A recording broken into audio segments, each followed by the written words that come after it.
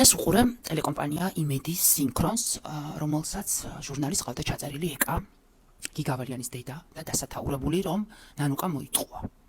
მანამდე ვუყურე ტელეკომპანია რუსთავი 2-ის კონტექსტს ვიდეო, სადაც ეკა პასუხობდა სხვადასხვა კომენტარს და ეს იკითხებოდა კიდევაც, რომ სხვადასხვა კომენტარებს პასუხობდა, სათაური იყო ნანუკა ჟორჟოლიას პასუხობს.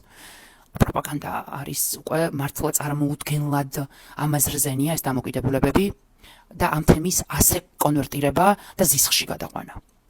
ბუნებრივია პირველი რაც გავაკეთე მივწერე ეკას, იმიტომ რომ მე არ მჯერა და ვერ დავიჯერებ, რომ ეკამ თქვა, რომ ჩემი მოყოლილი ამბები ბავშვების უკრაინაში ჩასვლასთან დაკავშირებით მომიყოლია, იქნებოდა ტყუილი. ვერ დავიჯერებ, იმიტომ რომ მე ბავშვები რო უკრაინაში, ბიჭები რო უკრაინაში იყვნენ, ეკასგან გავიგე.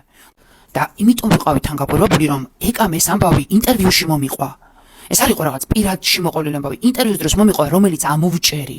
იმიტომ რომ მაშინ, როდესაც ეკა სიმართლის პოვნას ცდილობდა, მაშინ, როდესაც პროკურატურის მიმართ ბევრი შეკითხვა ჰქონდა, აქციებს ატარებდა, ვიფიქრე, რომ ვინმეს არ გამოეყენებინა მისი ეს ამბავი, მოყოლილი ამბავი პოლიტიკურად არასწორად და ამოვჭერი. და ერთხელაც მოვყევი და 100 ჯერ მოვყვები, რომ აქციებზე არ დავდიოდი, იმიტომ რომ პოლიტიკურად არ გამოეყენებინათ ეს თემა. და ვერ დავიჯერე, რომ ეს შეიძლებოდა ეთქვა, რომ ტყუილა და მართალიც აღმოჩნდი. ეკა მითხრა, რომ დიდი ინტერვიუ იყო მიცემული და ეს რაღაცა კონტექსტი მე ასეთი კონტექსტი დატოვა არხმა. სირცხულია მეგობრებო.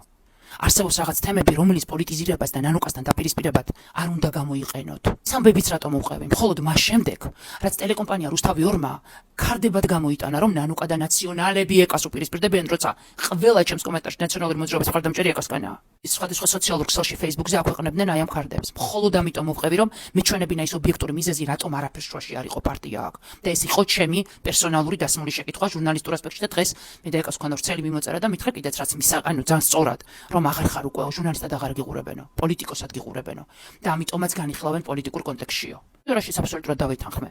პოლიტიკურ კონტექსტში წავიკითხე არაერთი კომენტარი მასთან დაკავშირებით, რომ თურმე ოპოზიცია იმიტომ გაუბრაზდით, რომ ეკა ხვედელიძეს თხოვა დახმარება ეკამ და ეკა ხვედელიძე დაეხმარა და ჩვენ ამას ავპატიობთ. რომ მართლა გჯერათ, რომ შეიძლება რომელიმე შუმკვდარი დედა გავამტყუნო ნებისმიერი გზის მოძიებაში, რაც საკუთარი შვილის მკვლელებს დაარჩევინებს. მართლა გჯერათ ამის თქვენ.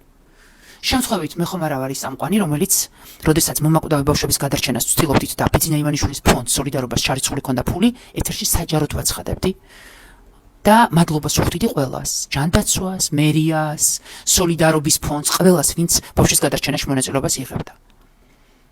არის თემები, სადაც პოლიტიკა ვერ მიდის, ხალხო. არის თემები, რაც არ შეიძლება თქვენ პროპაგანდისტებმაც კი პოლიტიკას რომ გასდოთ. ველაშვილ მკვდარ დედას ნეტავ სამართალი აპონინოს. იზა უმიაძეს და ყველას ახლა იზა გამახსენდა უბრალოდ იმიტომ, რომ ჩემი დამოკიდებულის მიმართ ყველა შუმკვდარ დედას ნეტა სამართალი აპონინოს. რანაირად შეიძლება, რომ ეს გახდეს მიზეზი, ჩემი მხრიდან კიდევ ერთხელ ხას უსვამ. მე ვარ პასუხისმგებელი ჩემს წყენებზე, ჩემს დამოკიდებულებაზე. რაც მე მეხება. კიდევ ერთხელ და 100 ჯერ გავიმეორებ. რუსთავი 2-ლებო, იმედელებო, არ შეიძლება ჩემთან როგორც პოლიტიკურ ოპონენტთან ყველა მეთოდით იბრძოლოთ. არ შეიძლება.